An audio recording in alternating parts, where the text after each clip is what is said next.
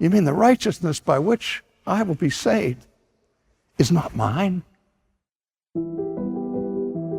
When I discovered that, the doors of paradise swung open and I walked through.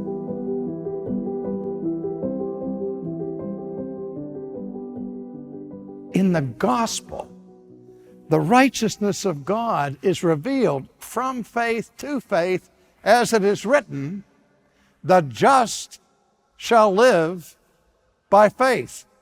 A verse taken from the book of Habakkuk in the Old Testament that is cited 3 times in the New Testament. As Luther was stopped short, he said, what does this mean? That there's this righteousness that is by faith, and from faith to faith. What does it mean that the righteous shall live by faith? Which again, as I said, was the thematic verse for the whole exposition of the gospel that Paul sets forth here in the book of Romans.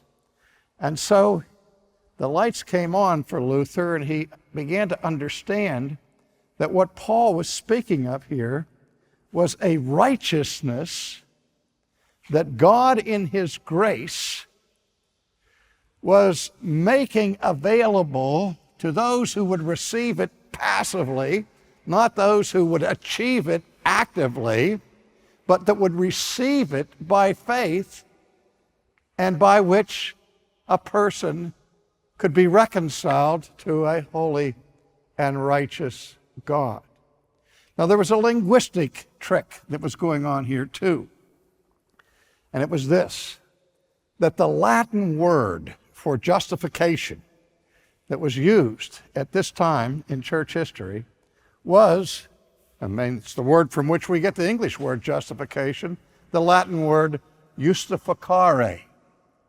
And it came from the Roman judicial system.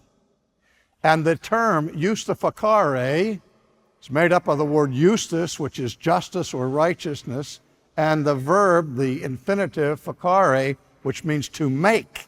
And so the Latin fathers understood the doctrine of justification is what happens when God, through the sacraments of the church and elsewhere, makes unrighteous people righteous. But Luther was looking now at the Greek word that was in the New Testament, not the Latin word, the word dikaios, dikaiosune, which didn't mean to make righteous, but rather to regard as righteous, to count as righteous, to declare as righteous. And this was the moment of awakening for Luther.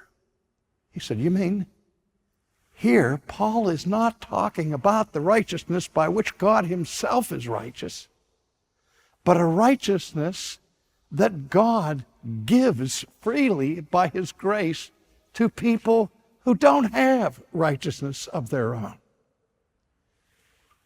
He was confirmed in this understanding by reading an essay from Augustine on the letter in the Spirit, in which Augustine made that very comment that in Romans, Paul was not talking about God's righteousness, but rather a righteousness that was made available to believers by faith. And so Luther said, whoa, you mean the righteousness by which I will be saved is not mine?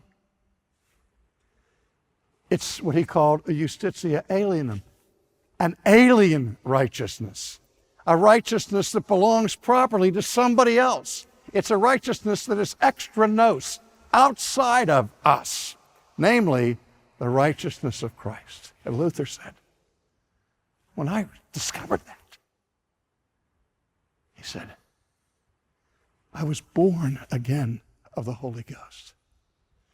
And the doors of paradise swung open, and I walked through.